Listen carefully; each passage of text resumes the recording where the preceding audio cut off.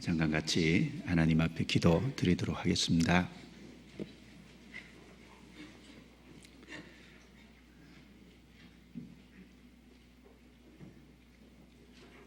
자비로우시고 은혜로우신 우리 아버지 하나님, 우리의 영혼을 구원해 주시고 하나님의 거룩한 자녀로 삼아 주시며 썩지 않고 더럽지 않고 쇠하지 아니하는 영광스러운 기업을 약속해 주신 것 아버지께 진심으로 감사를 드립니다. 저희들 연약하고 부족함에도 변함없는 사랑으로 늘 붙잡아 주시며 의의 길로 인도해 주시고 진리 가운데로 걸어갈 수 있도록 도와주신 것 감사합니다. 우리 속에 하나님 보시기에 합당치 못하고 어그러지고 거스리는 것 있다면 주님의 보혈과 성령의 능력과 주의 말씀으로 더욱 정결하게 깨끗하게 다스려 주시고 주님을 따라가는 길에 부끄러움이 없는 하나님의 자녀가 될 수 있도록 도와주시옵소서. 이 세상에서 하나님의 영광을 드러내고 살 수 있도록 주의 귀한 자녀로서 쓰임받는 도구로 살다가 주 앞에 설 수 있도록 우리 모두를 다스려 주시고 인도해 주시옵소서. 이 시간에 공주에서 중개수양회가 진행되고 있는 거 주께서 아십니다. 함께해 주시고 이번 중개수양회를 통해서도 많은 영혼이 주께 돌아오도록 붙잡아 주시며 이번에 참석한 영혼들 중에 한 영혼도 잃어지거나 하나님 앞에 악한 마음으로 말씀을 거스리고 대적하는 사람이 없도록 붙잡아 주시옵소서.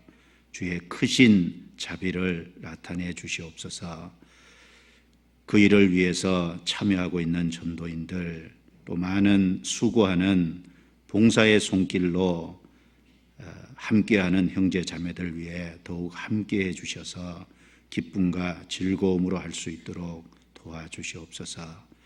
저희를 도구로 사용하셔서 주의 능력과 역사를 나타내 주시고 주의 영광만이 드러날 수 있도록 도와주옵소서. 이 시간 함께해 주시고 필요한 말씀으로 우리 각 사람의 영혼 속에 채워주시기를 간절히 부탁을 드립니다. 저희를 구원해 주신 예수님 이름으로 기도드리옵니다. 아멘. 성경 시편 5편 말씀을 찾도록 하겠습니다. 시편 5편입니다.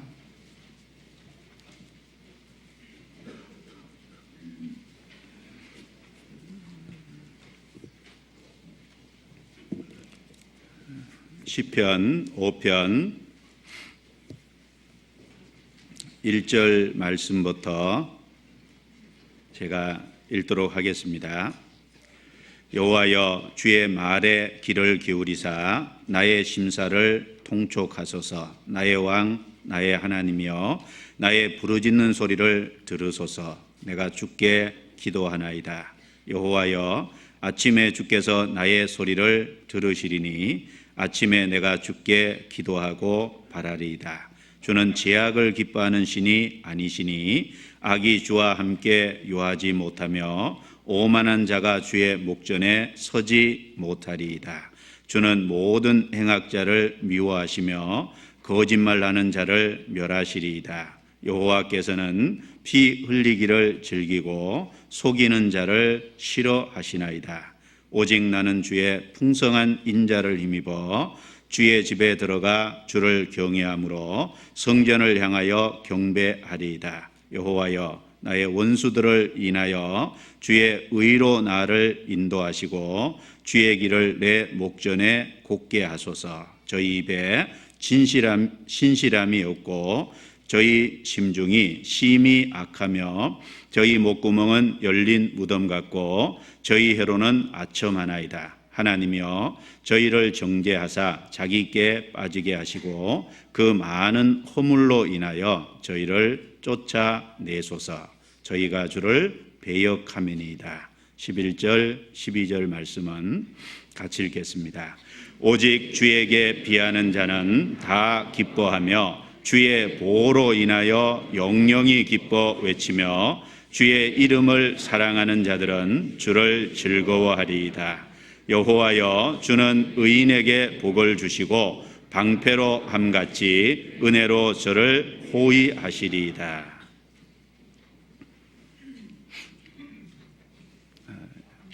이 시간에 공주에서 충계 수양회가 진행되고 있습니다. 궁금하실 것 같아서 참석하신 인원들을 조금 알려드리겠습니다. 접수 인원은 1946명이고 봉사자는 641명, 그래서 총계 2587명이 공주에서 함께하고 또 전도하는 일에 애쓰고 있습니다. 기도하시고 함께해 주시기를 부탁을 드리겠습니다. 오늘은 시편 5편의 내용을 말씀드려 보도록 하겠습니다. 제목을 정해봤는데 죽게 피하는 자의 복이라는 제목입니다. 이 제목을 정할 때 나름대로 고민을 많이 해봤습니다. 여기 시편 5편에 보면 오직이라는 단어가 2번 나옵니다. 먼저는 7절에 보면 오직 나는 주의 풍성한 인자를 힘입어 주의 집에 들어가 주를 경외함으로 성전을 향하여 경배하리이다. 바로 7절에 오직 나는 주의 풍성한 인자를 힘입니다 라고 할 때 오직이라는 단어가 나오고 11절에 오직 주에게 피하는 자는 다 기뻐한다 라고 할 때 오직이라는 단어가 나옵니다. 오직이라는 단어 자체가 이 두 단어가 시편 5편에서 이야기하고자 하는 중심 주제가 무엇인지를 잘 가르쳐주고 있고 설명해주고 있다라고 생각이 됩니다. 그래서 사실은 긴 제목을 정했었습니다. 7절과 11절의 앞부분을 따서 나는 주의 풍성한 인자를 힘입어 이제 또 11절에 죽게 피하는 자라고 되어 있기 때문에 뒤에 복을 주신다 그랬죠. 주의 풍성한 인자를 힘입어 죽게 피하는 자의 복, 이렇게 길게 정해놓고 보니까 너무 길죠. 그래서 길면 기억하기가 어려울 것 같아서 7절은 생략하고 11절에 죽게 피하는 자의 복, 이렇게 간단하게 적어봤는데 사실은 7절과 11절을 연결해서 긴 제목을 정하면 바로 시편 5편에서 이야기하고자 하는 중심 주제다, 이렇게 말해 볼 수 있겠습니다.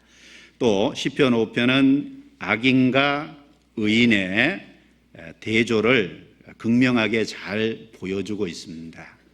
악인이 어떤 사람이고 의인이 어떤 사람이며 악인과 의인의 결말은 무엇인지를 시편 5편은 잘 대조해 놨습니다. 4절에 보시면 주는 제약을 기뻐하는 신이 아니시니 악이 주와 함께 유하지 못하며, 그 악이라고 할 때 밑에 악인이라고 나와 있죠. 악인이라는 단어가 나옵니다.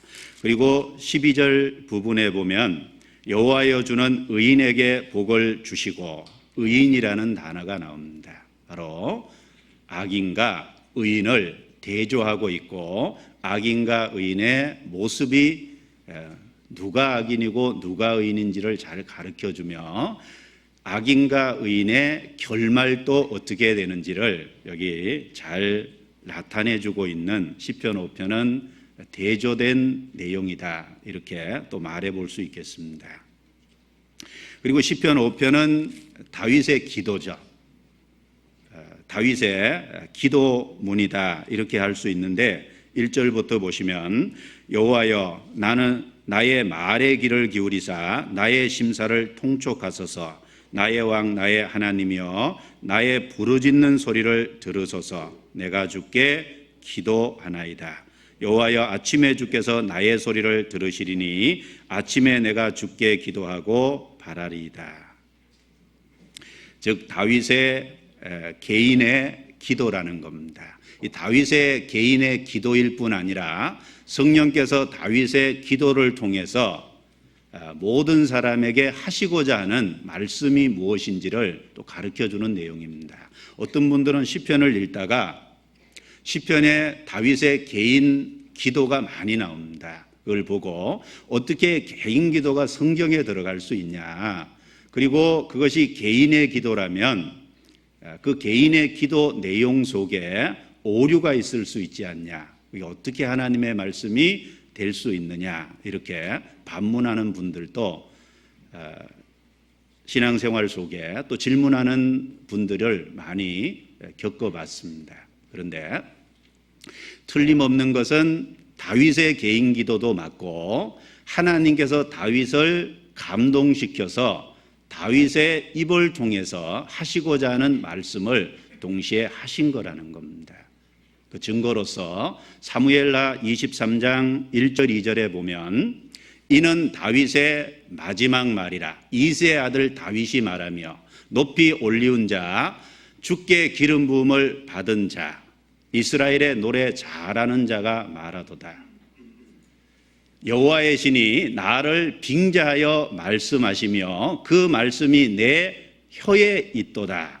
거기 보면 2절에 여호와의 신이 나를 빙자하여 말씀하셨다. 비록 다윗이 기도했죠. 그 기도한 내용을 곡을 붙여서 찬송으로 불렀습니다. 그것이 다윗의 개인 기도지만 여호와의 신이 나를 빙자하여 말씀하셨다. 바로 하나님께서 그 다윗의 마음을 감동시키셔서 우리에게 주시고자 하는 말씀을 주신 것이다. 이런 말씀을 하고 있는 겁니다. 그 말씀이 내 혀에 있도다. 다윗 자신도 그것에 대한 분명한 인식과 깨달음을 갖고 있었다는 겁니다. 지금 자신의 기도고 내용이지만 그것이 하나님이 자기 마음을 감동시켜서 하시는 내용이다라고 하는 인식이 있었기 때문에 사무엘하 23장 1절 2절과 같은 내용을 적을 수 있었습니다. 그래서 이 시편의 내용에 보면 예수님의 생애에 대한 다양한 내용들이 나옵니다. 시편 2편에 보면 예수님의 초림과 재림의 내용이 나오죠. 그리고 시편 8편에 보면 시편 8편에 예수님의 성육신 그리고 예수님의 죽음과 부활을 통해서 승천하시고 그로 말미암아 영화와 존귀를 받으신 바로 성육신과 죽음과 부활 승천을 통한 영화와 존귀로 간시우신 내용이 나옵니다. 시편 16편은 예수님의 죽음 이후의 부활의 사건에 대한 기록이 나오죠. 시편 22편은 예수님의 십자가의 죽음에 대한 자세한 내용이 언급되어 있습니다. 심지어 수족이 찔리시는 내용, 예수님이 죽으실 때 예수님의 겉옷을 로마 군인들이 찢어서 나누어 가지는 것, 속옷은 통으로 짠 거라서 제비 뽑아서 한 사람이 가지는 내용까지 시편 22편은 예수님의 십자가의 사건을 마치 현장에서 보고 있는 것처럼 자세하게 기록을 해놨습니다. 그리고 시편 68편은 예수님의 승천에 대한 기록을 언급해놨습니다. 이처럼 예수님의 성육신의 탄생, 생애, 그 다음에 십자가의 죽음, 부활, 승천, 재림까지 이 다윗을 통해서 시편에 이런 내용을 자세하게 말할 수 있었던 것은 단지 다윗 개인의 기도가 아니라는 겁니다. 개인의 기도하지만 동시에 성령께서 다윗의 마음을 감동시키셔서 하나님께서 우리에게 주시고자 하는 바로 앞으로 미래에 많은 사람에게 메시아에 대한 내용들을 알려주기 위해서 기록해 주신 말씀이고 우리 신앙생활을 위해서 주신 말씀이다 라고 할 수 있습니다. 자, 시편 5편의 내용을 구체적으로 좀 살펴보겠습니다. 먼저 4절을 보겠습니다. 4절.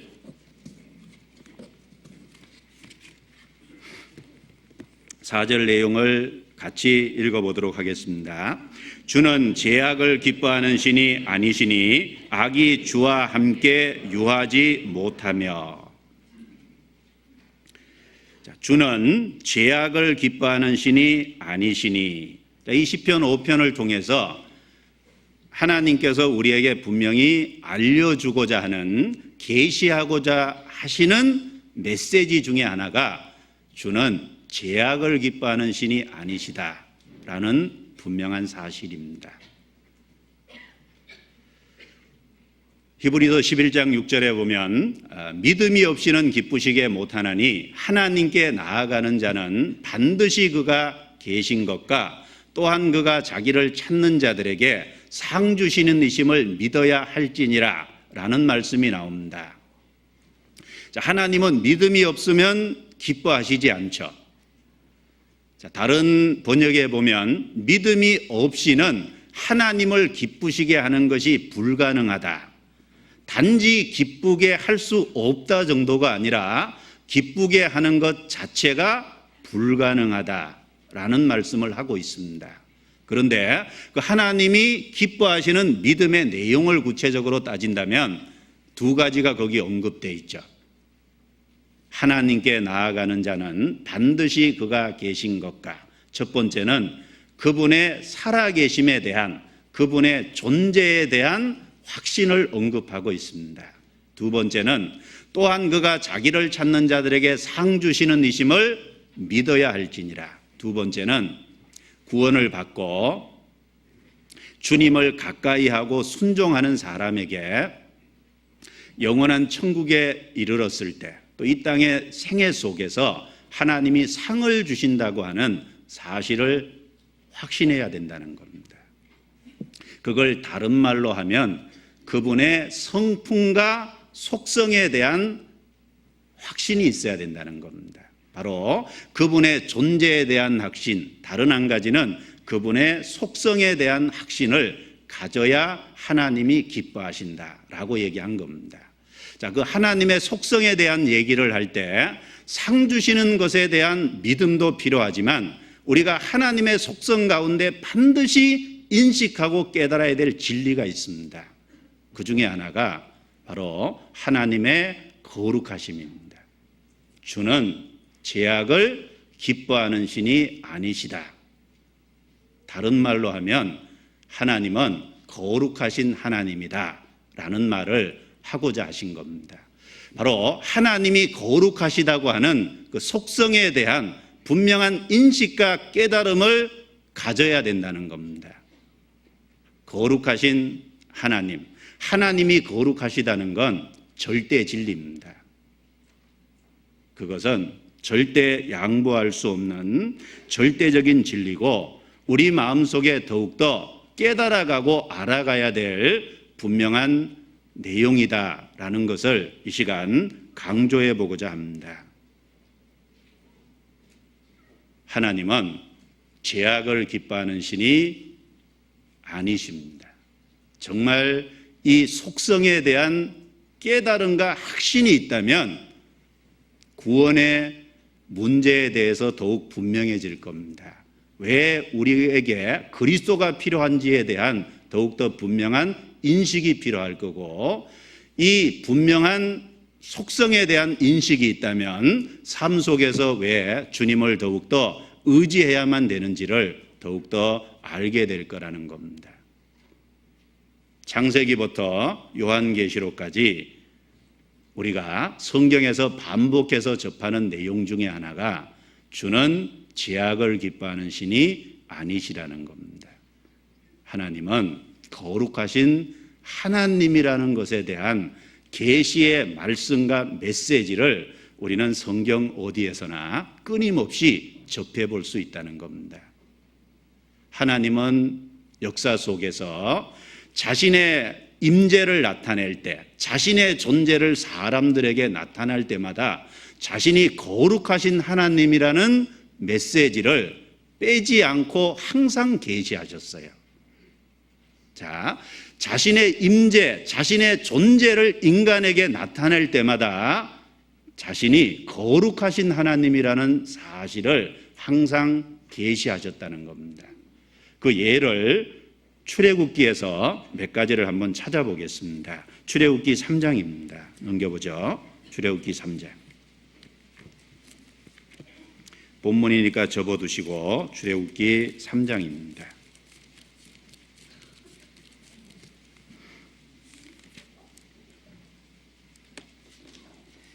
3장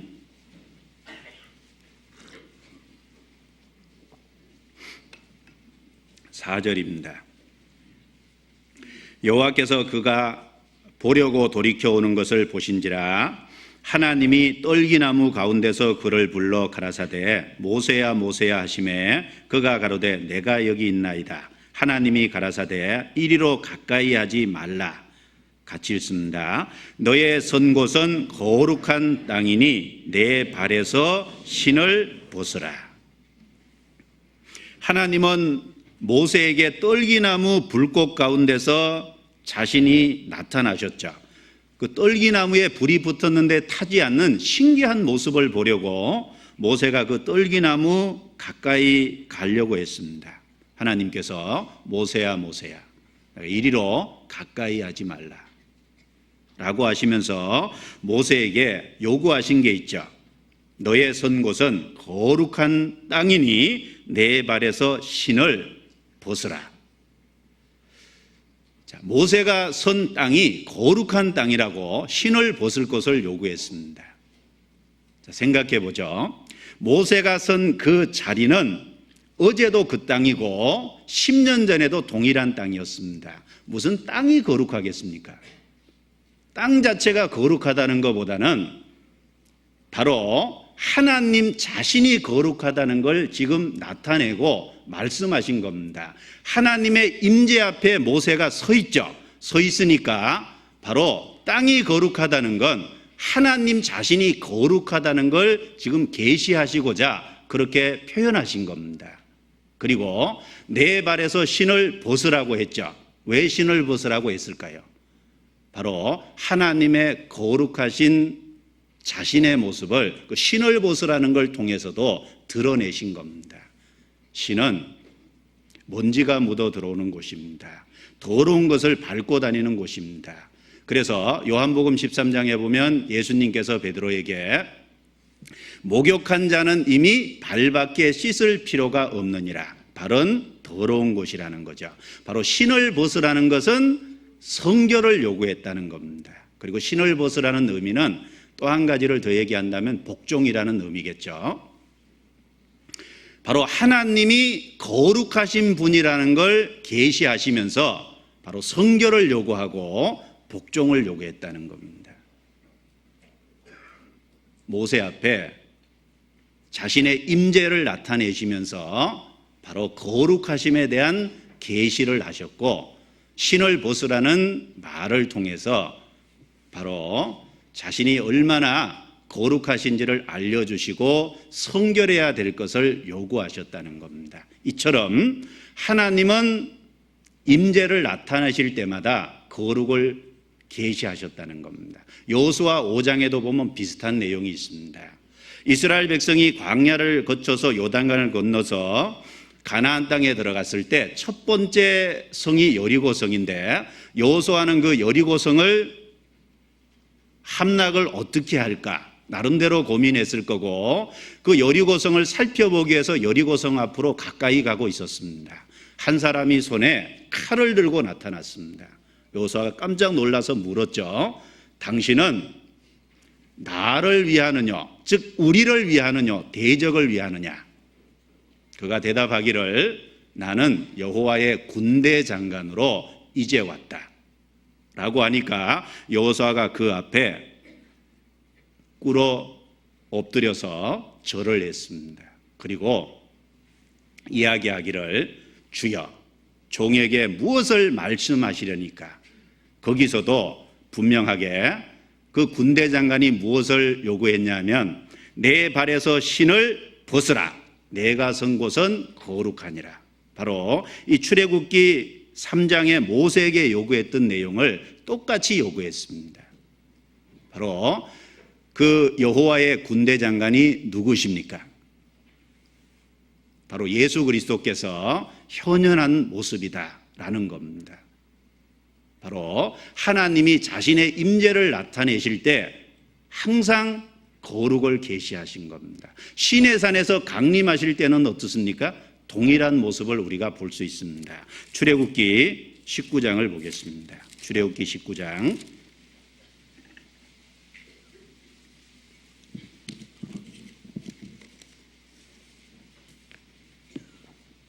출애굽기 19장 찾으셨으면 10절부터 제가 몇 구절 읽어보겠습니다.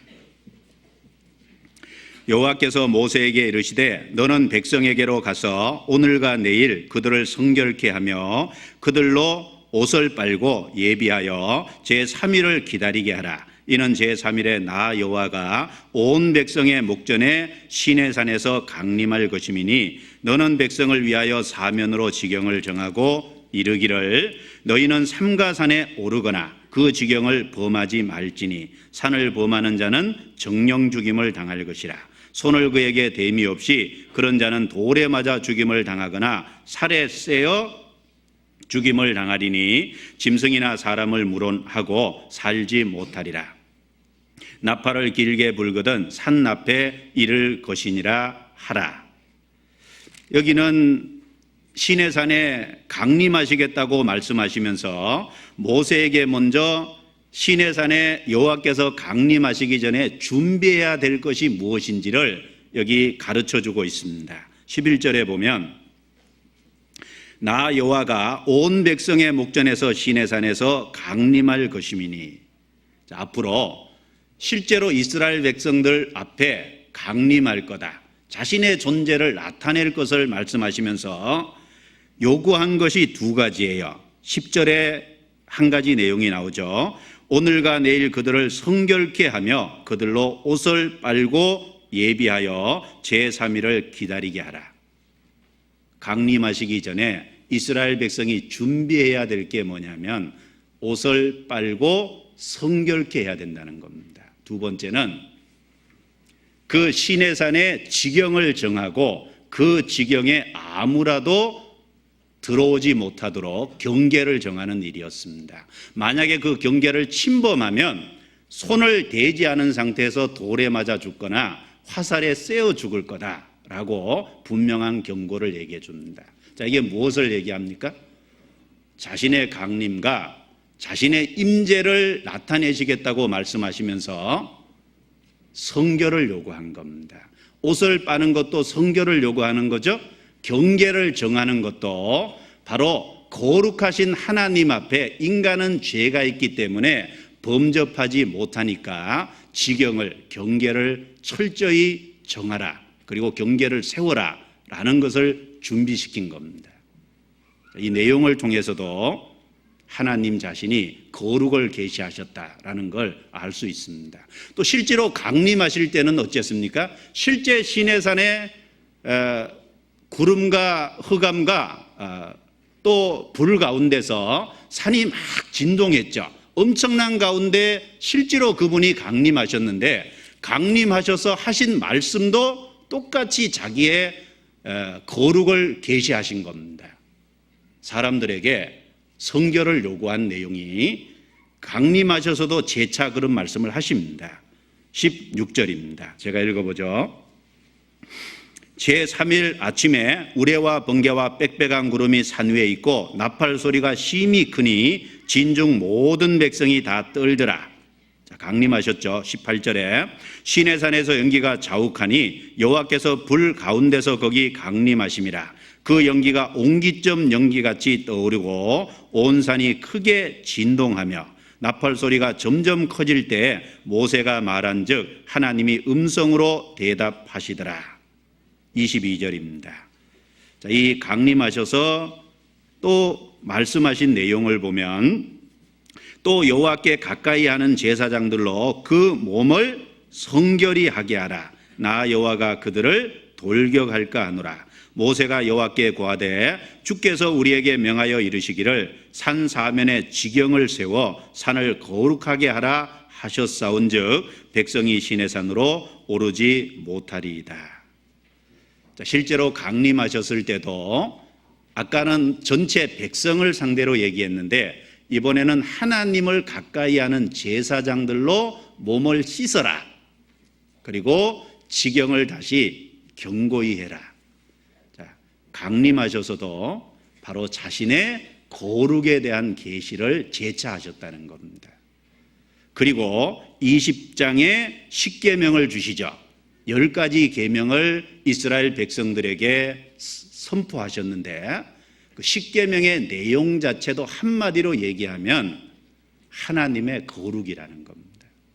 그래서 로마서 7장 12절에 이로 보건대 율법도 거룩하며 계명도 거룩하며 의로우며 선하도다 라는 말씀이 나오죠. 바로 하나님이 주신 10가지 계명 자체도 그걸 구체적으로 말하면 하나님 자신이 그런 분이라는 걸 계시하신 거예요. 바로 하나님 자신에 대한 거룩을 계시하신 겁니다. 이스라엘 백성은 그 광경 앞에 두려워 떨었습니다. 그런데 중요한 게 있어요. 두려워 떨고 그 엄청난 광경 앞에서 무서워했지만 이스라엘 백성들이 진짜 깨닫지 못한 게 있어요.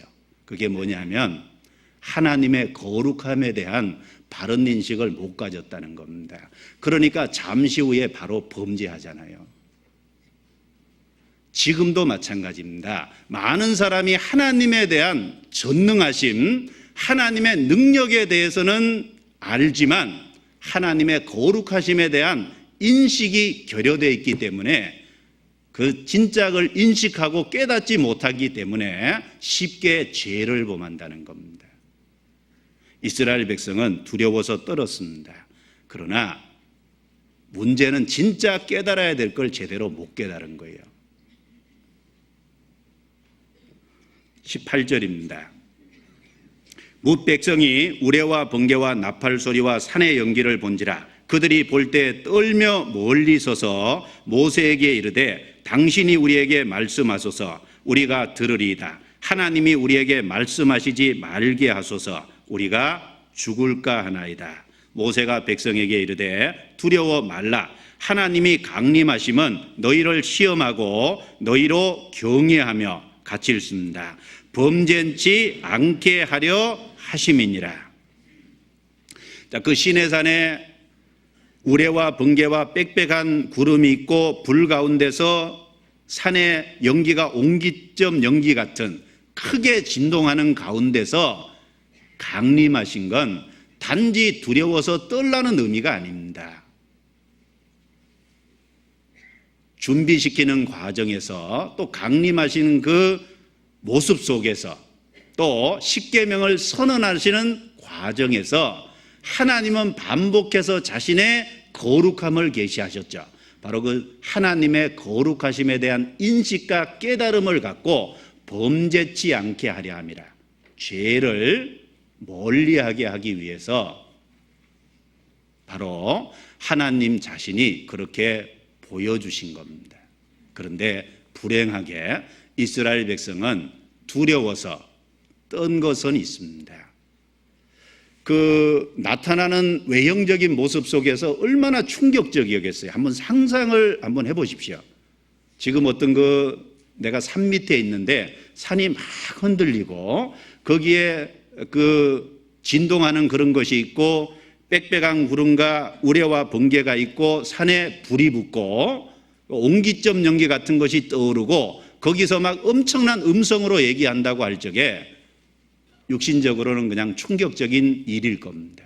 이스라엘 백성은 그 앞에서 떨었습니다. 그러나 정작 깨달아야 될 하나님의 거룩하심에 대한 인식과 깨달음은 갖지 못했다는 겁니다. 그게 불행한 겁니다. 하나님은 자신의 임재를 나타내실 때마다 그랬어요.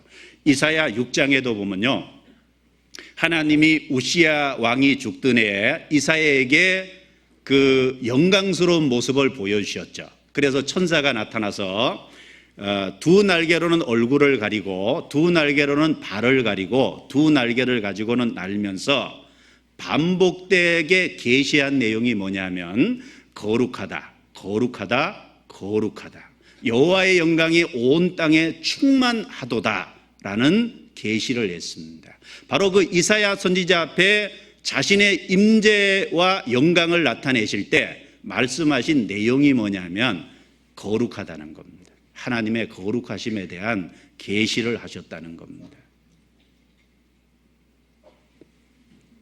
성경은 끊임없이 그런 겁니다. 그뿐이 아닙니다. 창세기부터 요한계시록까지 하나님이 죄에 대한 심판을 끊임없이 하셨죠. 역사 속에서. 그럼 뭘 얘기합니까? 단지 죄에 대한 심판을 얘기한 게 아니라 거룩하신 하나님이 죄를 심판할 정도로 미워하신다고 하는 하나님의 자신의 거룩함에 대한 계시를 하신 겁니다. 결국 인간 역사의 심판을 집행하셨다는 것도 하나님의 거룩에 대한 계시입니다. 에덴 동산에서 아담 하와가 범죄했을 때 추방했습니다. 하나님이 거룩하시다는 걸 보여준 거죠. 가인이 범죄했을 때 하나님 내어 쫓았습니다. 하나님 자신의 거룩을 보여준 겁니다. 홍수 때 사람들을 8식구 외에는 노아 8식구 외에는 다 죽였습니다. 무엇입니까? 하나님의 거룩하심에 대한 계시입니다. 이스라엘 백성들이 모세가 시내산 위에 올라가 있을 때 밑에서 금송아지 만들어 놓고 즐기면서 우상을 숭배했어요. 그러다가 돌판이 깨졌고 그날 3,000명이 죽었습니다. 거룩하심에 대한 계시입니다. 미디안 모압 평지에서 미디안 사람들의 초청을 받아서 그 발락의 꾀임, 발람 선지자의 사주에 의해서 거기 우상을 숭배하고 미디안 여자들과 음행하다가 하루에 24,000명이 죽었습니다. 왜 죽였습니까? 거룩하신 하나님이 죄를 미워한다는 걸 알려주기 위해서 자신의 거룩하심을 계시하기 위해서 죽인 겁니다. 사사시대 때 불순종할 때마다 이방 세력을 들어서 이스라엘을 징벌한 이유가 뭡니까? 거룩하심에 대한 계시입니다.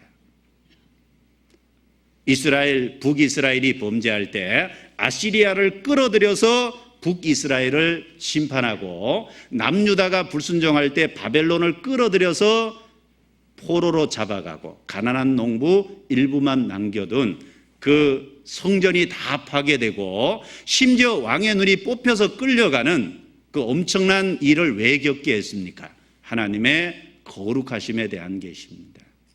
역사의 심판은 하나님의 거룩하시다는 걸 사람들에게 알려주기 위해서 그렇게 행하신 겁니다. 우리는 성경을 보면서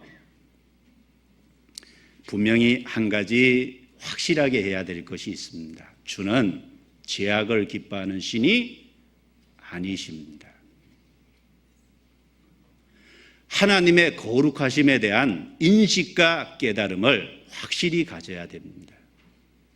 그래서 사도 요한도 요한일서 5장에 보면 우리가 저에게서 듣고 너희에게 전하는 소식이 이것이니 곧 하나님은 빛이시라 그에게는 어둠이 조금도 없으시니라.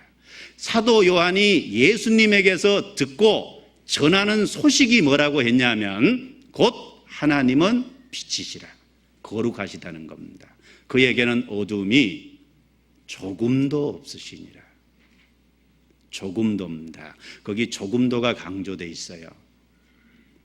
하박국서 1장 13절에도 하박국 선지자가 이야기하기를 주는 눈이 정결하심으로 죄악을 참아보지 못하시며 패역을 참아보지 못하시거늘. 하나님은 눈이 정결하십니다. 그래서 죄악을 그냥 묵인할 수 없는 분이에요. 패역을 참아보지 못하시거늘 인간의 배역을 그냥 방임하는 분이 절대 아니라는 겁니다. 그래서 시편 5편에서 우리에게 확실하게 알려주는 메시지 하나는 하나님의 거룩에 대한 계시라는 겁니다. 주는 죄악을 기뻐하는 신이 아닙니다. 구원받지 못한 모든 사람은 자신이 구원받기 위해서 주는 죄악을 기뻐하는 신이 아니시라는 주의 거룩하심에 대한 인식과 깨달음이 필요합니다. 자, 우리는 구원을 받았습니다. 우리는 하나님과의 친교를 위하고 친밀한 사귐을 위해서 하나님의 거룩하심에 대한 인식과 깨달음의 깊이가 깊어져야 됩니다. 구원받지 못한 사람은 구원받기 위해서 그걸 인식하고 깨달아야 되고, 구원받은 사람은 진정한 사귐을 위해서 인식하고 깨달아야 됩니다.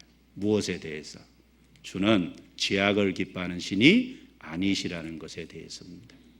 시편 5편을 본문을 넘어가 보겠습니다.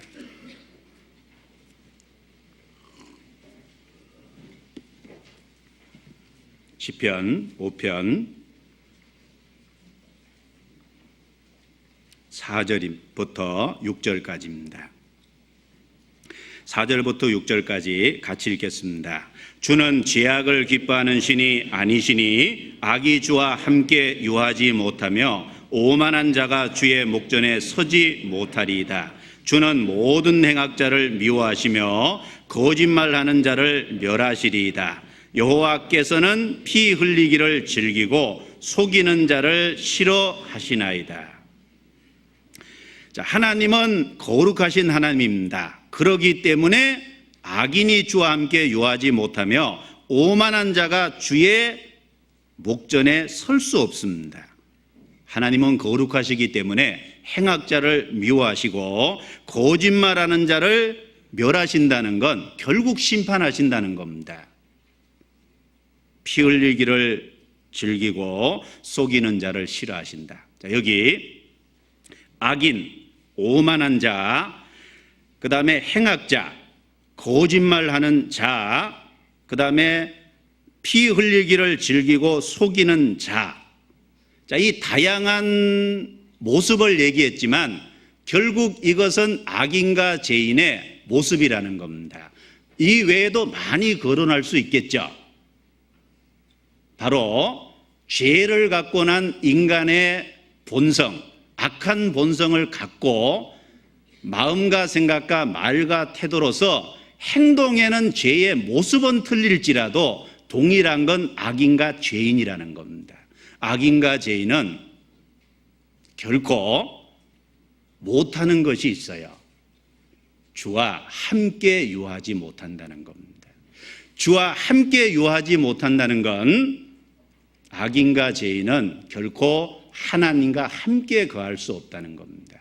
아니, 더 강조하면 주의 눈앞에도 설 수 없다는 거죠. 목전에 설 수도 없다는 겁니다. 아니, 더 강조하면 멸하시리이다 그랬죠.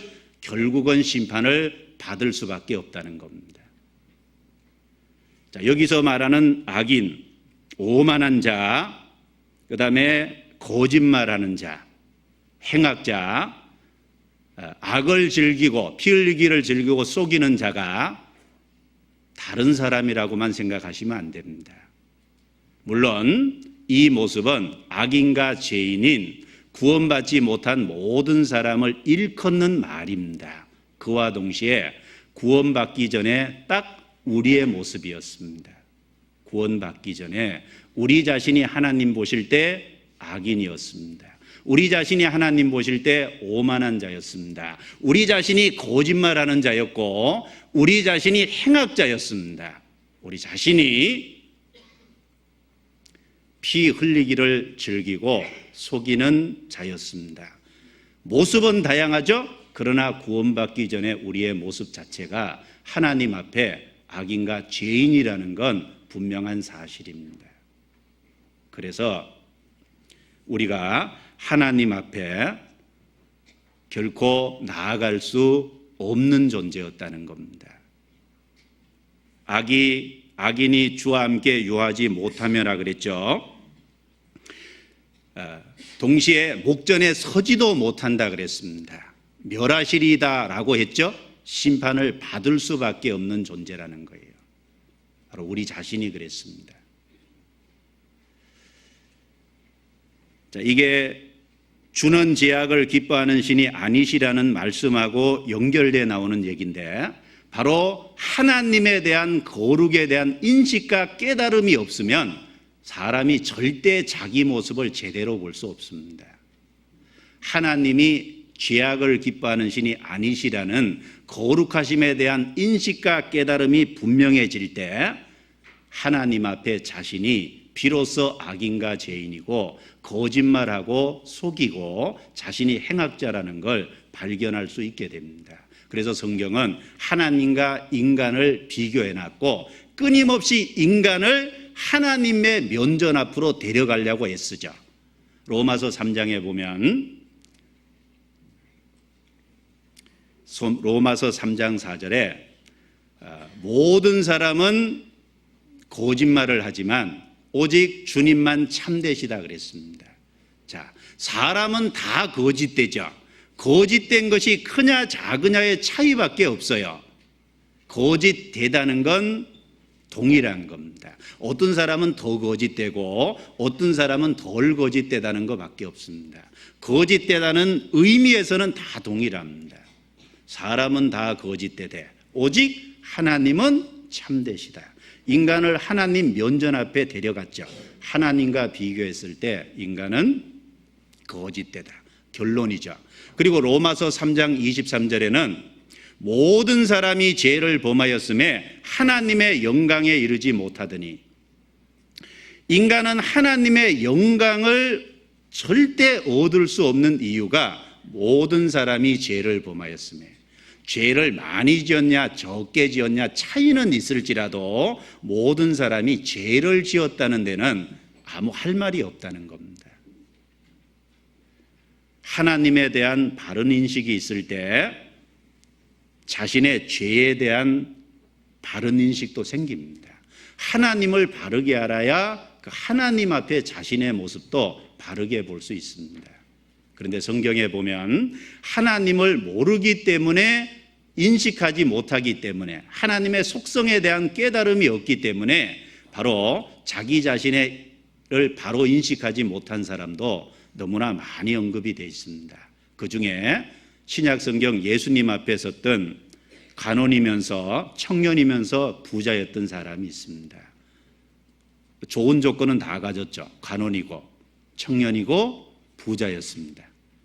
자, 이 사람이 예수님 앞에 나와서 예수님에게 말하기를, 선한 선생님이여, 내가 무슨 선한 일을 하여야 영생을 얻으리까?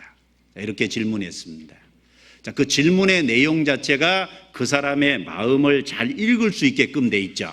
선한 선생님이여 라는 말 자체는, 자, 자기 앞에 서 계신 예수님이 구세주고 메시아죠.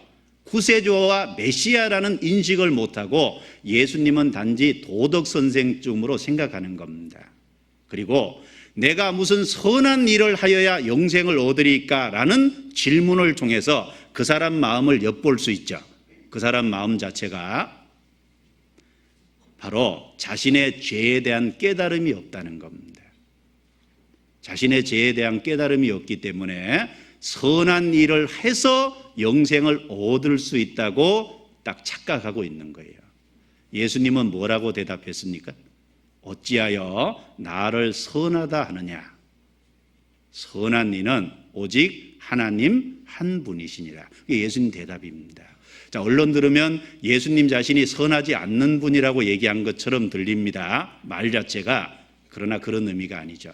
예수님을 선한 선생 정도로 알고 있으니까 바로 예수님께서는 그 사람을 하나님의 면전으로 데려가기를 원하신 겁니다. 선한 이는 하나님 한 분밖에 없다. 바로 하나님 앞으로 그 사람을 데려가서 하나님에 대한 올바른 인식과 깨달음을 갖게 해줌으로 말미암아 그 사람 자신이 죄인이라는 걸 바로 자신이 악인이고 범죄자라는 걸 깨닫게 해주기를 원했던 겁니다. 그 모습을 통해서도 인간이 자신을 바르게 알려면 하나님에 대한 바른 인식과 깨달음을 반드시 필요로 한다라는 것을 알 수 있습니다.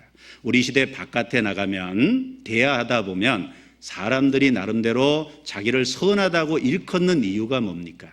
바로 하나님에 대한 거룩하심에 대한 인식과 깨달음이 없기 때문에 그렇다는 겁니다. 그 부자의 모습은 그 당시 대부분의 유대 종교가들의 모습이며 우리 시대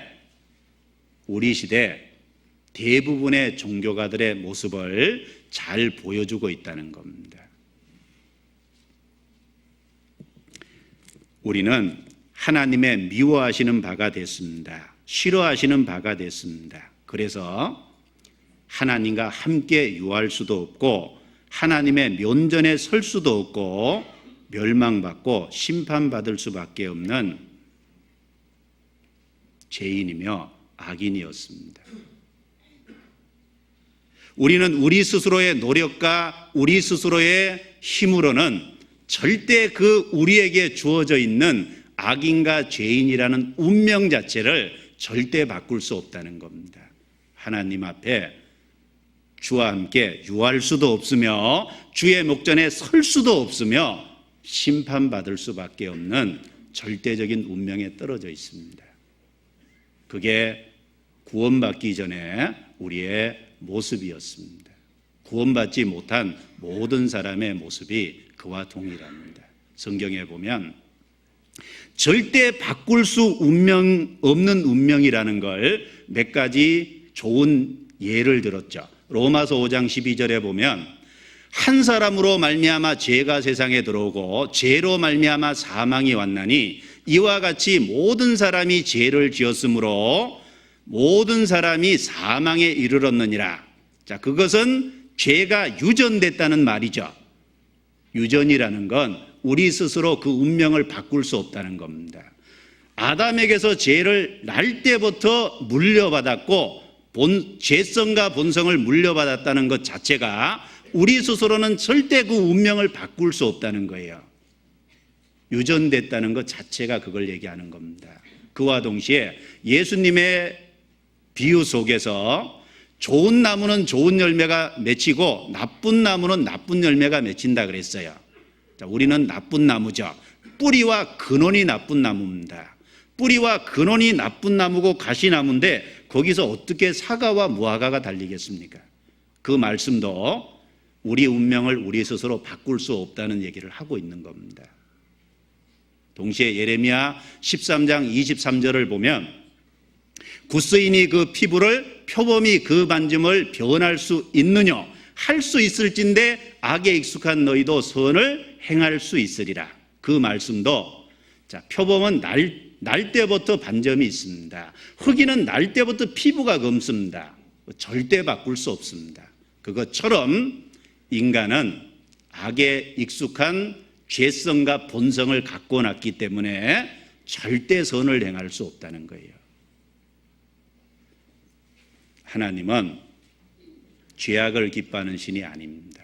우리는 그 앞에 악인과 죄의 본성을 갖고 나서 그 결과 자체가 하나님과 함께 유할 수도 없으며 설 수도 없으며 누가복음 18장에 보면 세리가 죄가 많아서 감히 하나님 앞에 얼굴 들고 쳐다보지도 못하죠.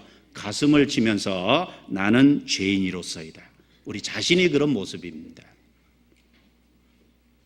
그리고 결국은 멸하시리이다. 심판받고 멸망받을 수밖에 없습니다. 그것이 우리의 운명이었습니다. 그런데 놀라운 반전이 일어나죠. 절대 스스로의 운명을 바꿀 수 없는 우리가 하나님 앞에 들어갈 수 있는 근거가 생긴 거예요. 너무 감사하게. 시편 5편을 넘기겠습니다. 시편 5편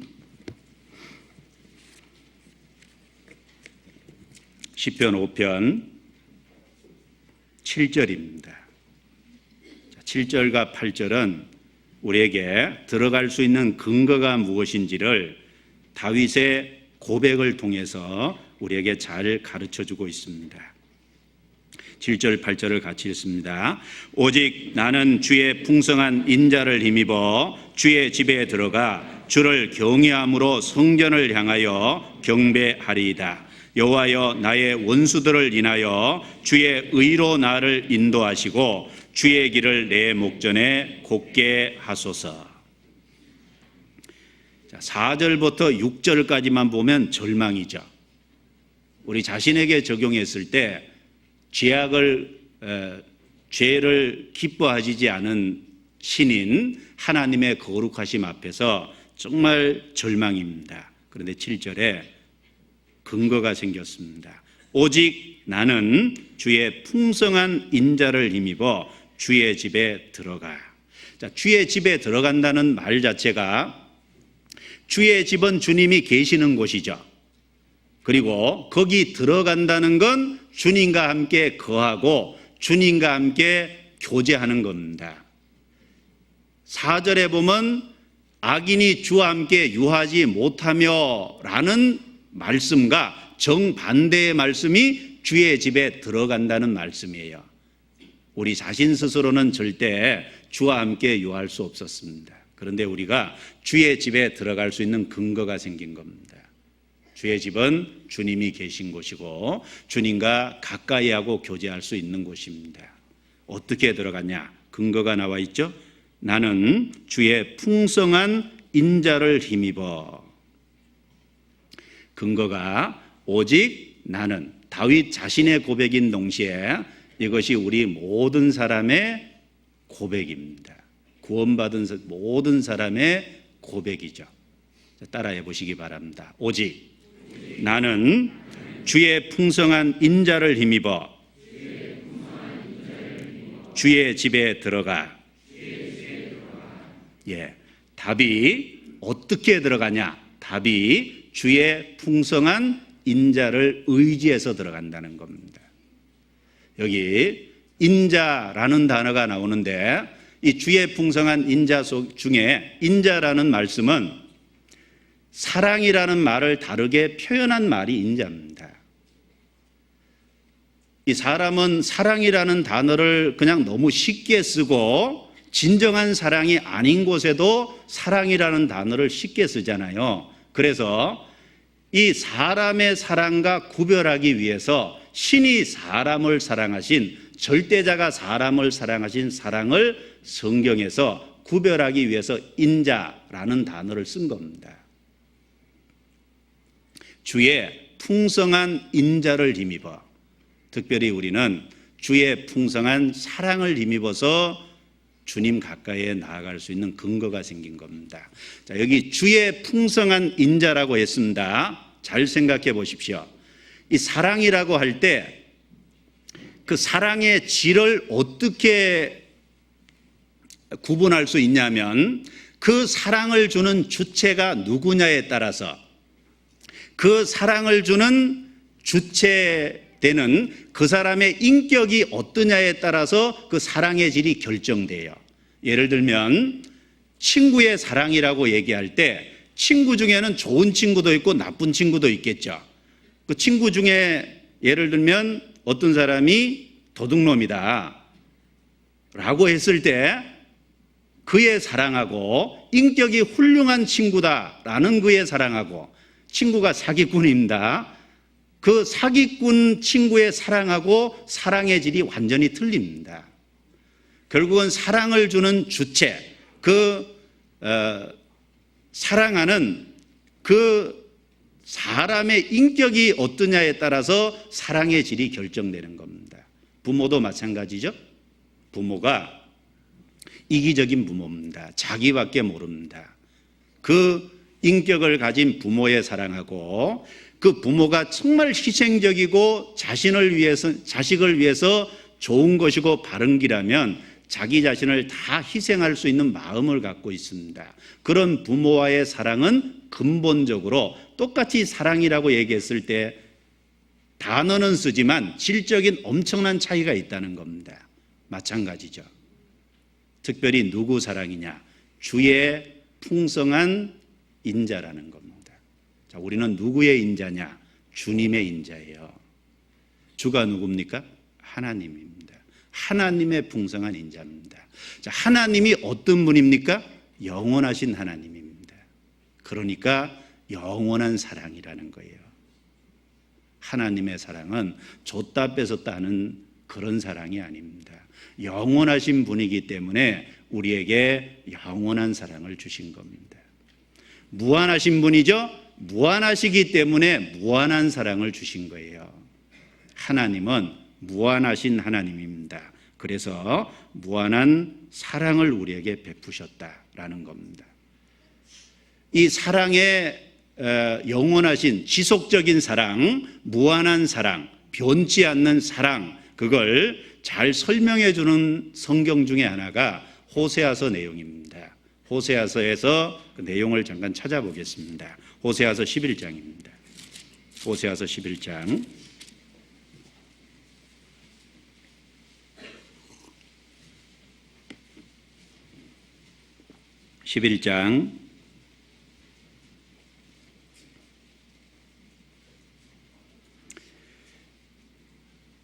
하나님께서 북이스라엘 민족을 향해서 하신 말씀인데 제가 몇 구절 읽어보겠습니다. 1266페이지 1절. 이스라엘에 어렸을 때 내가 사랑하여 내 아들을 애굽에서 불러내었거늘. 불러내시고 3절입니다. 내가 에브라임에게 걸음을 가르치고 내 팔로 안을지라도 내가 저희를 고치는 줄을 저희가 알지 못하였도다. 자, 불러내신 것뿐 아니라 걸음을 가르쳤죠. 그리고 팔로 안았다는 것처럼 이스라엘 민족을 팔로 안아서 인도했다는 겁니다. 4절. 내가 사람의 줄 곧 사랑의 줄로 저희를 이끌었고 저희에게 대하여 그 목에서 멍에를 벗기는 자같이 되었으며 저희 앞에 먹을 것을 두었었노라. 자, 사람의 줄 곧 사랑의 줄로 저희를 이끌었다. 자, 이것은 사랑의 줄은 부모 자식 간의 사랑의 관계로 맺어져 있죠. 그래서 부모가 자식을 사랑하듯이 그들을 이끌었다는 겁니다. 먹을 것을 두었다는 말은 그들에게 식탁을 베풀었다. 그래서 풍성한 양식을 그들에게 공급했습니다. 자, 그런데 이스라엘 백성들은 어땠습니까? 그런 것을 끊임없이 받으면서도 그 하나님의 사랑을 받고 있다는 사실에 대한 인식과 깨달음이 없어요. 그래서 반복해서 대적하고 물러갔죠. 그래서 하나님께서 비록 이스라엘이 불순종해서 중간중간 징벌하시기도 하셨지만 하나님께서 8절에 이렇게 말씀하십니다. 같이 읽어보죠. 에브라임이여 내가 어찌 너를 놓겠느냐? 이스라엘이여 내가 어찌 너를 버리겠느냐? 내가 어찌 너를 아드마같이 놓겠느냐? 어찌 너를 스보임같이 두겠느냐? 내 마음이 내 속에서 돌아서 나의 긍휼이 온전히 불붙듯 하도다. 자, 내가 어찌 너를 버리겠느냐? 어찌 너를 놓겠느냐? 아드마 스보임은 소돔 고모라와 같이 망한 주변 도시들의 이름입니다. 하나님이 이스라엘을 불러내고 그들에게 필요한 것을 행하시고 그러나 그들이 그걸 모르고 물러갔을지라도 하나님은 이스라엘을 놓지 않으신다는 말씀입니다. 왜? 하나님은 잘 아셔요. 이스라엘이 사람에 불과하다는 걸. 그래서 9절에 내가 나의 맹렬한 진노를 바라지 아니하며 내가 다시는 에브라임을 멸하지 아니하리니 같이 읽습니다. 이는 내가 사람이 아니요 하나님이라. 나는 내 가운데 거하는 거룩한 자니 진노함으로 내게 임하지 아니하리라. 그들이 연약한 사람에 불과하고 하나님 자신은 사람이 아니고 하나님이시죠. 그러니까 불순종에도 불구하고 그들을 중간중간 불순종해서 징벌하셨지만 이스라엘이라는 나라 자체는 지속적으로 끌고 오셨어요. 지금까지도 이스라엘 나라가 있습니다. 그 이유가 뭡니까? 하나님의 지속적인 사랑 때문에 그렇습니다.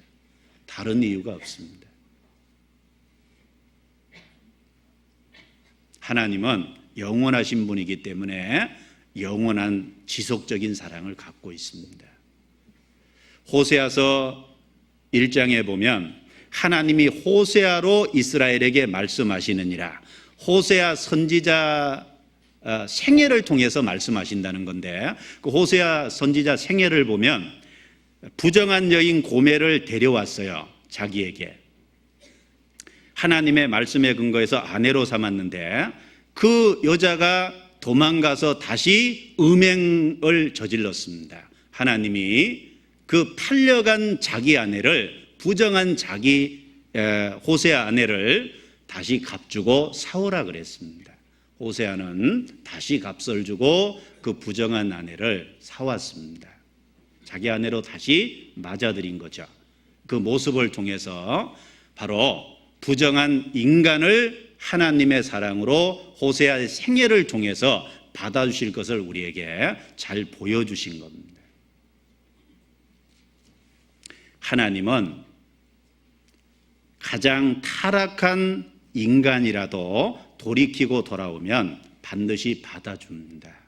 성경에 간음 중에 잡힌 여자, 남편 5번째 하고 이혼하고 6번째 남편하고 사는 여자, 누가복음 7장에 보면 예수님께 나와서 향유옥합을 그 발에 깨뜨린 여자, 주변 사람들이 그랬죠. 예수님이 정말 선지자라면 저 여자가 죄인이라는 걸 알았을 거다.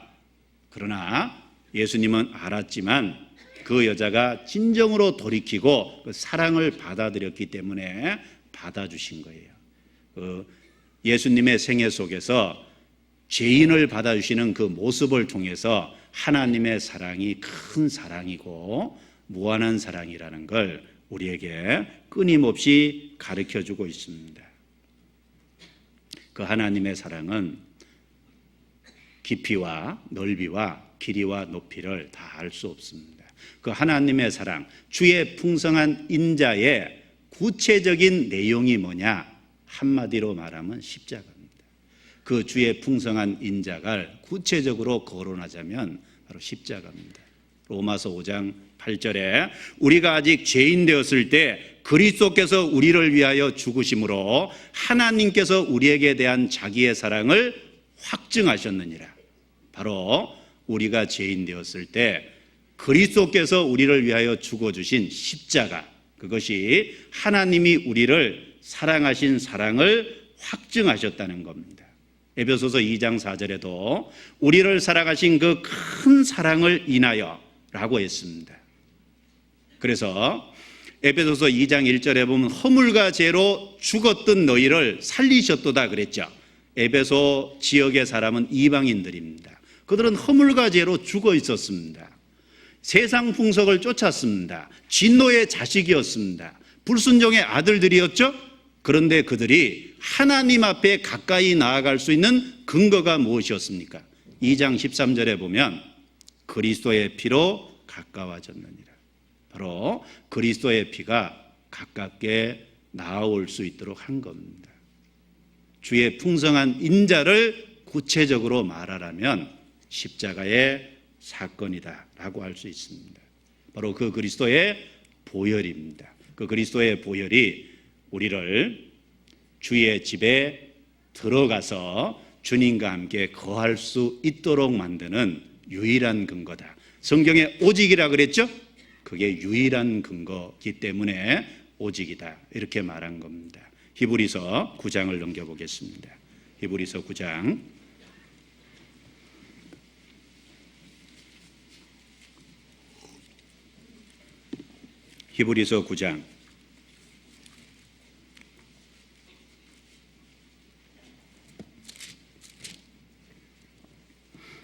9장 12절부터 제가 읽습니다. 염소와 송아지의 피로 아니하고 오직 자기 피로 영원한 속죄를 이루사 단번에 성소에 들어가셨느니라. 13절 14절은 같이 읽습니다. 염소와 항소의 피와 및 암송아지의 죄로 부정한 자에게 뿌려 그 육체를 정결케 하여 거룩해 하거든 하물며 영원하신 성령으로 말미암아 흠 없는 자기를 하나님께 드린 그리스도의 피가 어찌 너희 양심으로 죽은 행실에서 깨끗하게 하고 살아계신 하나님을 섬기게 못하겠느냐. 구약에 염소와 송아지의 피를 뿌려서도 했다면 영원하신 성령으로 말미암아 흠 없는 자기를 하나님께 드린 그리스도의 피가, 바로 그 그리스도의 피가 주의 집에 들어갈 수 있는 유일한 근거입니다. 오직 주의 풍성한 인자를 힘입어.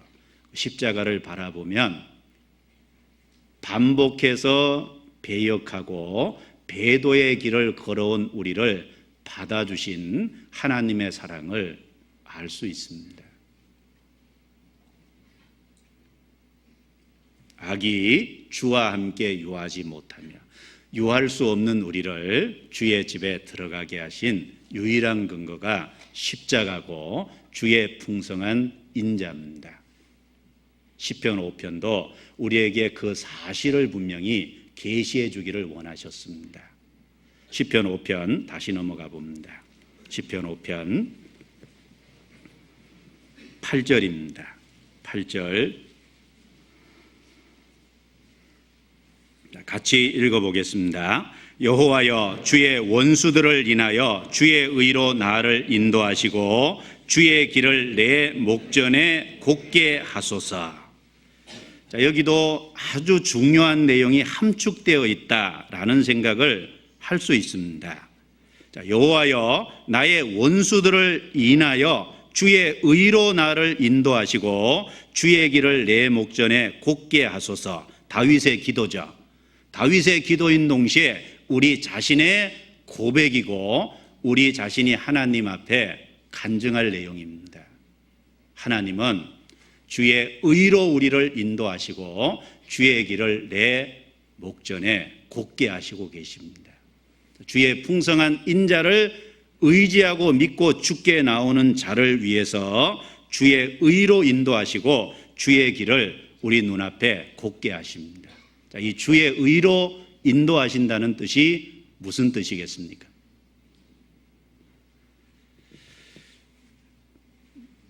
이게 좀 막연해 보이는데 이 주의 의로라는 것을 이제 다른 번역 이제 원문에 보면 주의 의로움 안으로 나를 인도하시고 의로움이 있는 의로움 안으로 나를 인도해 드리시고 그런 말이거든요. 다른 말로 하면 주의 의가 원수들의 보호막이 되게 하시고라는 얘기입니다. 자, 나의 원수들을 인해서 주의 의로 인도해 달라 그랬죠. 다윗에게는 많은 원수들이 있었습니다. 자, 마귀도 있었고 주변에 다윗을 대적하는 사람이 생애 속에 얼마나 많이 있었습니까? 마찬가지로 우리가 구원받고 난 이후에 우리 주변에 원수가 많습니다. 마귀도 있고 세상도 있고 수많은 원수들이 있습니다. 예레미야가 타락하기를 심지어 예레미야의 친구들이 바랐다 그랬어요. 예레미야가 바른 길을 걸어가니까 예레미야의 타락을 친구들이 오히려 바라고 기대했다는 겁니다. 그럴 정도로 우리가 진리를 붙잡고 진리 가운데 살아가면 우리 가까운 친구들조차도 우리가 타락하기를 기다릴 줄 모릅니다. 그럴 수 있습니다. 그런 것처럼 우리 주변에 수많은 원수들이 있습니다. 그 원수들 때문에 주의 의로 인도해 달라고 다윗은 기도한 겁니다. 주의 의라는 게 의로움 안으로라는 거죠. 그래서 주의 의로 인도해 달라, 원수들 때문에. 바로 주의 의가 원수들의 보호막이 되게 해 달라라는 기도의 내용입니다. 다윗은 자기 의가 없었습니다. 그래서 주의 의를 바라고 사모했습니다. 마찬가지입니다. 우리에게도 우리 의라는 건 아무것도 없습니다. 그런데 우리가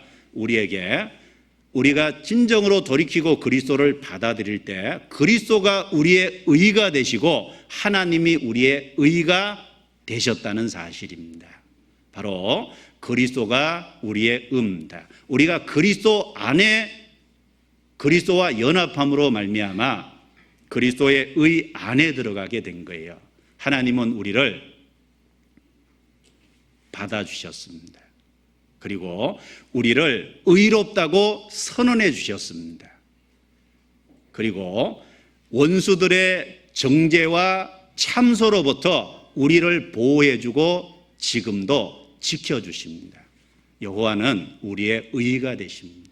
예레미야 23절 잠깐 넘겨보겠습니다. 예레미야 23절입니다. 23장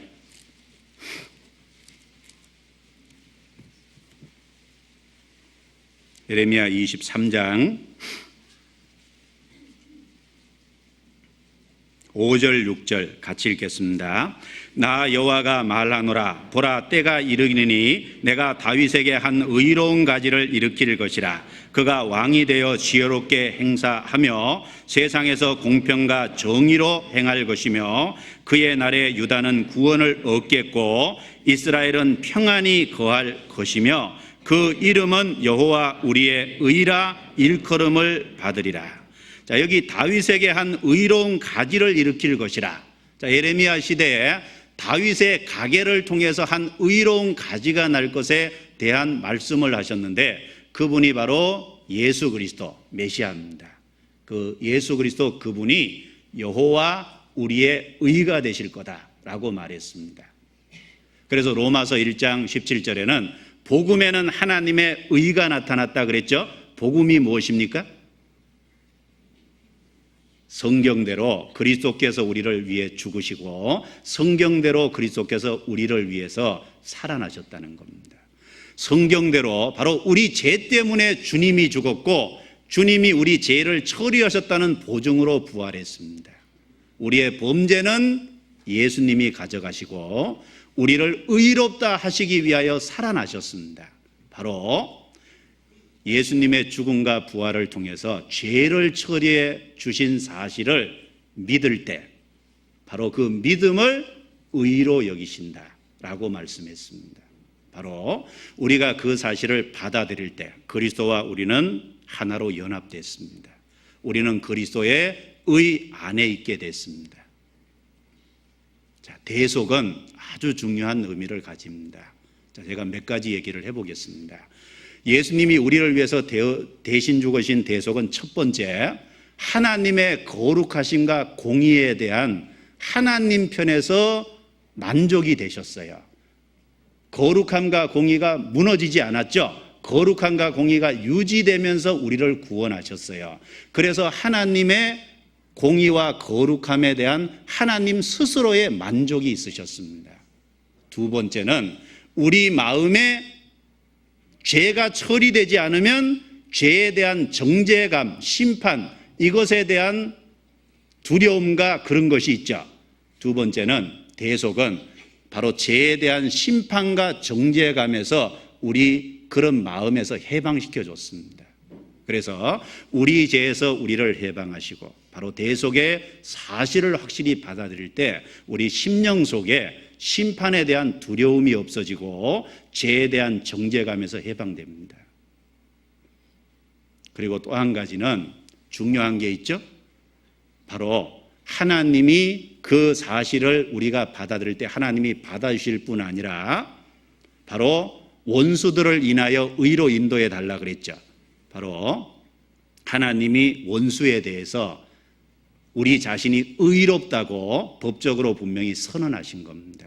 그래서 마귀는 더 이상 우리를 정죄할 수 없는 거예요.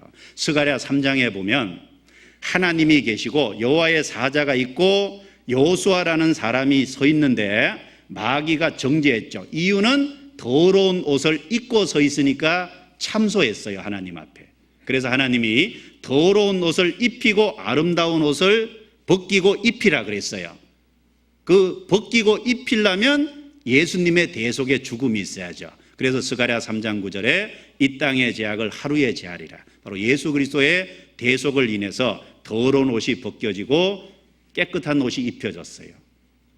그 다음에는 마귀가 절대 정죄할 수 없다는 거예요. 바로 주께서 우리를 의롭다고 선언하셨기 때문에 더 이상 참소자의 참소를 하나님이 안 받으시겠다고 선언하신 겁니다. 그러니까 우리 구원이 확실한 거예요. 로마서 8장 넘겨보겠습니다. 로마서 8장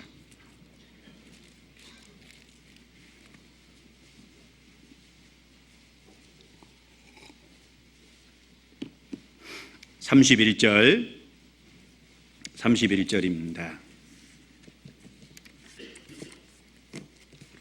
제가 읽죠. 그런즉 이 일에 대하여 우리가 무슨 말하리요? 만일 하나님이 우리를 위하시면 누가 우리를 대적하리요? 자기 아들을 아끼지 아니하시고 우리 모든 사람을 위하여 내어주신 이가 어찌 그 아들과 함께 모든 것을 우리에게 은사로 주지 아니하시겠느냐? 33절 34절 같이 읽습니다. 누가 능히 하나님의 택하신 자들을 송사하리요? 의롭다 하신 이는 하나님이시니 누가 정죄하리요? 죽으실 뿐 아니라 다시 살아나신 이는 그리스도 예수시니 그는 하나님 우편에 계신 자요 우리를 위하여 강구하시는 자시니라. 하나님이 우리를 위하시죠. 아들을 아끼지 않고 내어주셨고 그걸 우리가 받아들였어요. 우리 죄를 용서해 주신 그 십자가의 대속을 우리가 받아들였습니다.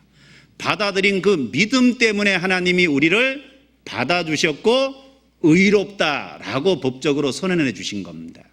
그 말은 뭡니까? 더 이상 원수의 참소를 안 받겠다는 겁니다. 누가 우리를 정죄하리요?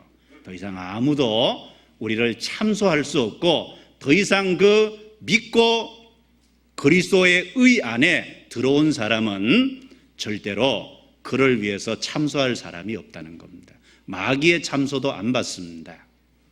불신자의 참소도 안 받습니다. 하나님이 우리를 의롭다고 선언하셨습니다.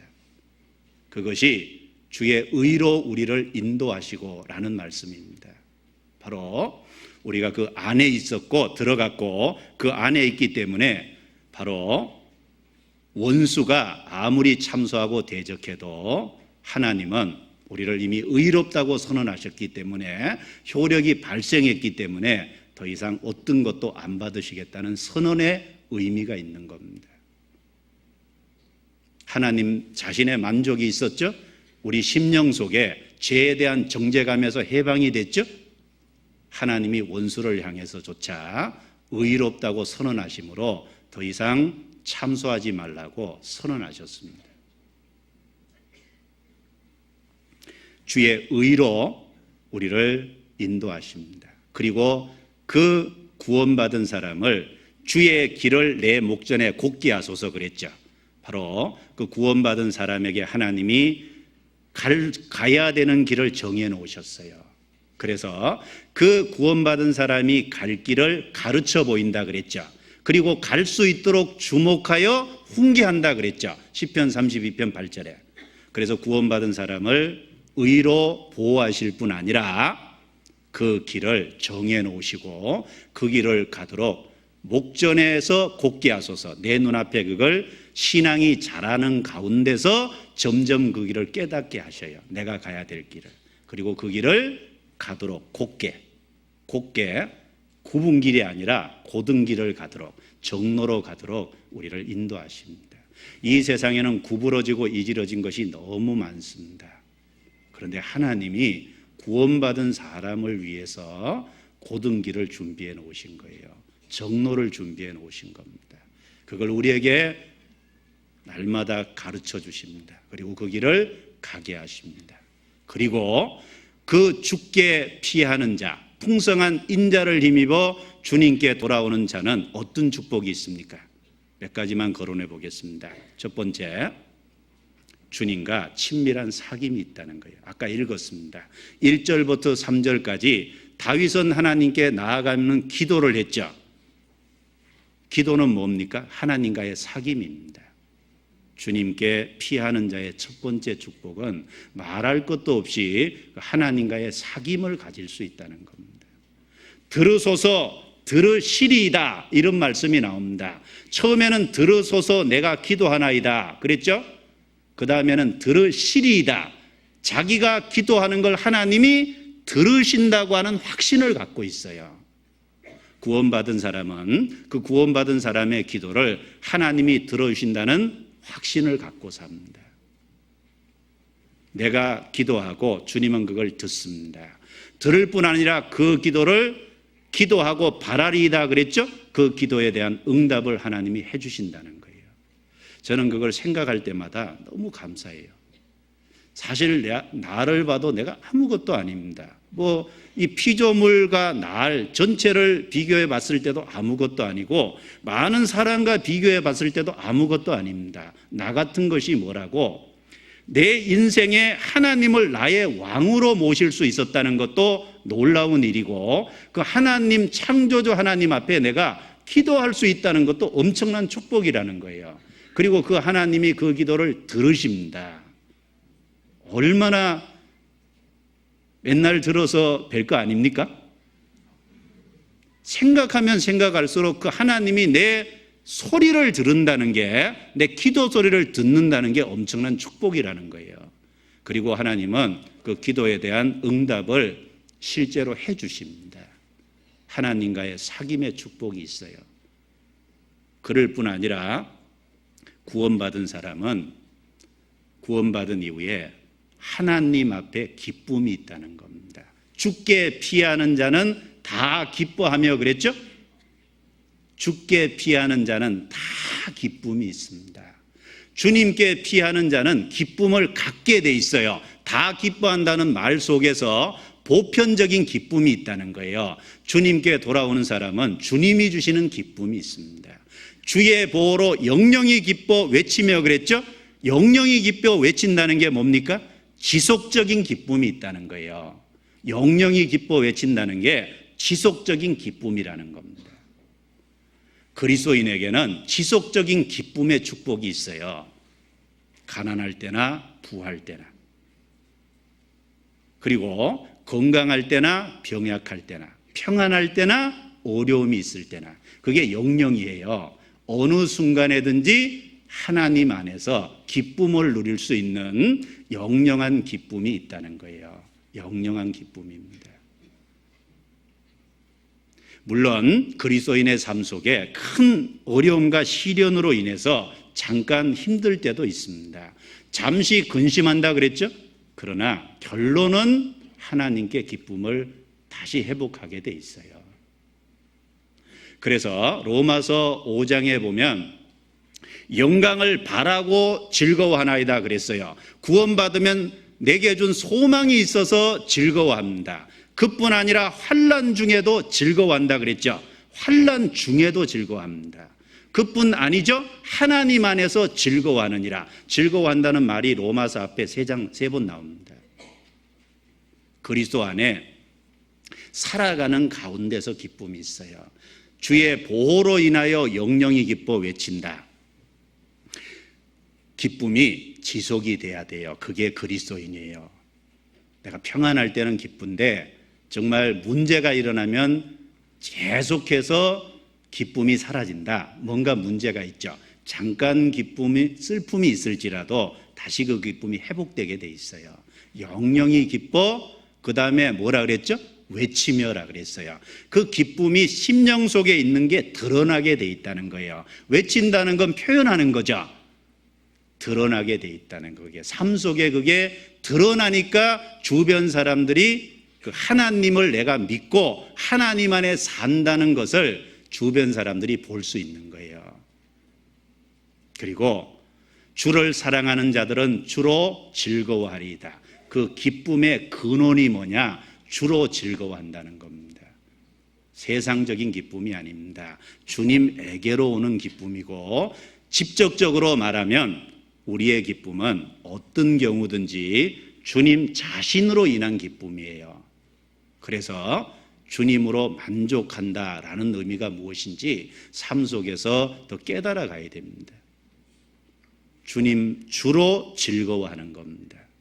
그리고 시편 5편의 뒷구절에 보면 12절 마지막 부분에 보면 여호와여 의인에게 복을 주시고 방패로 한같이 은혜로 저를 호위하시리이다. 바로 의인에게 주어지는 또 한 가지의 축복은 주의 보호가 있고 은혜로 저를 호위하신다 그랬죠. 은혜로 보호하신다는 축복이 있는 겁니다.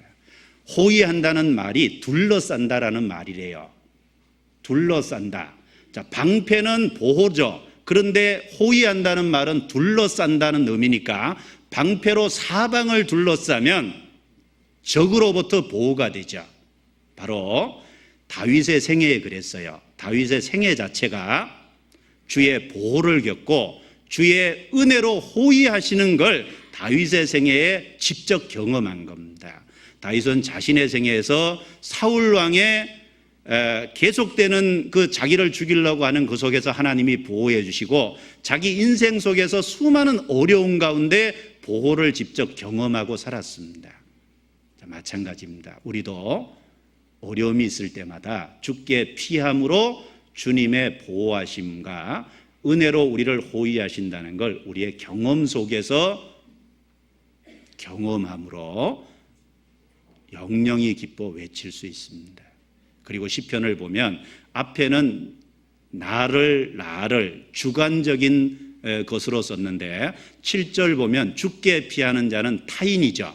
바로 자신의 경험을 통해서 타인을 전도하고 있는 겁니다. 바로 우리 생애도 그런 겁니다. 우리 생애에 하나님 앞에 풍성한 인자를 경험하고 의와 길로 인도해 주는 걸 경험하기 때문에 주께 피하는 자는 어떤 축복이 있다고 우리도 다른 사람에게 말해줄 수 있는 겁니다. 다윗이 그랬던 것처럼 우리도 전도할 수 있는 겁니다. 그래서 시편 5편을 짧은 시간이나마 그 내용을 전달해 보려고 애썼습니다. 그 내용 자체가 많이 함축되어 있는 내용인데 그 메시지 자체가 우리 마음속에 큰 은혜가 되고 교훈이 됩니다. 기도하고 마치겠습니다. 하나님 감사합니다. 귀중한 시간을 허락하셔서 하나님 앞에 주신 귀한 말씀에 교훈을 함께 얻게 해주신 것 감사합니다. 우리에게 주의 풍성한 인자를 힘입을 수 있도록 도와주시고 주님의 보호와 호의 아래 우리의 삶을 살아갈 수 있도록 지금도 다스리신다는 것 너무나 감사합니다. 주님 안에서 기뻐하고 주로 즐거워하는 삶을 우리 생에 살 수 있도록 더욱 다스려 주시옵소서. 다윗의 생애처럼 또 다른 사람에게 자신이 경험하고 깨달은 내용을 증거할 수 있는 우리 각자가 될 수 있도록 도와주시기만을 간구드립니다. 공주에서 진행되는 수양회에 더 많은 사람이 구원을 받도록 은혜와 자비를 베풀어 주시옵소서. 그 일에 우리가 기도로서 동참하고 또 주의 도구로서 여러 가지 모습 속에서 쓰임받도록 인도해 주시옵소서. 오늘 함께해 주신 주께 감사를 드립니다. 저희를 구원해 주신 예수님 이름으로 기도드리옵니다. 아멘. 찬송가 404장을 같이 하시겠습니다. 404장.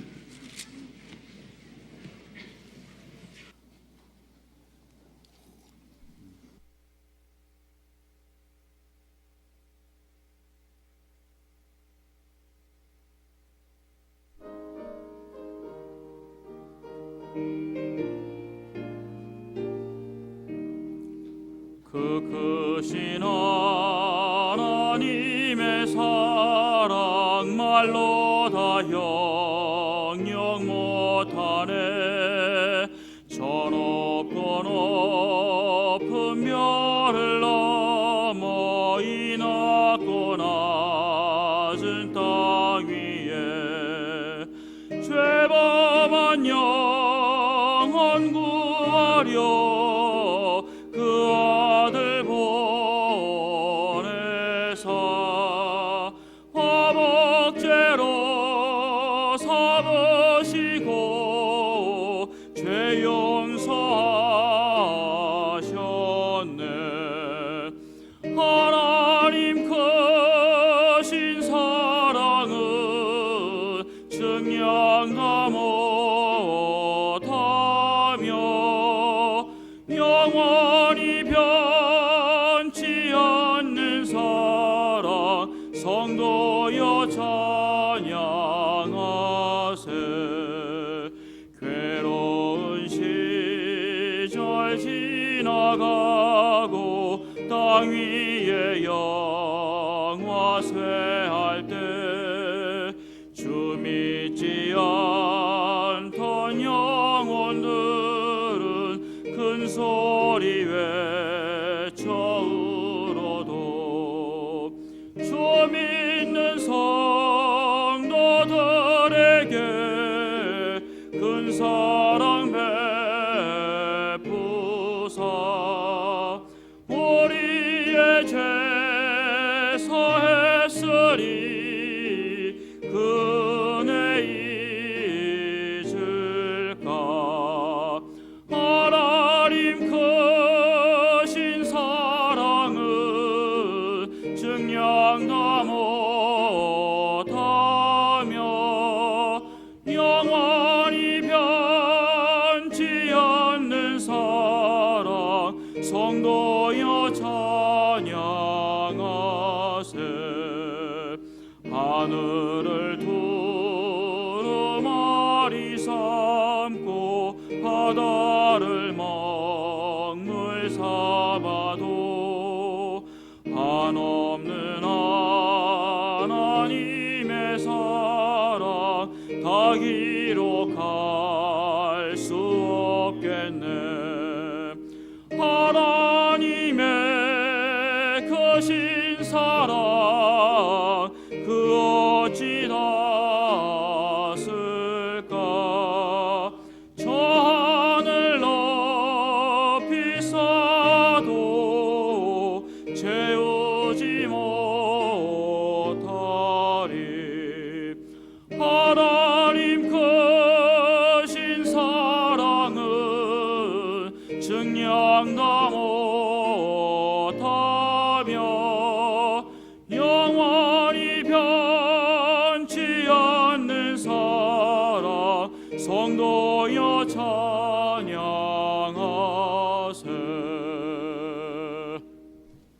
예, 마치겠습니다. 광고 없습니다. 안녕히 돌아가십시오.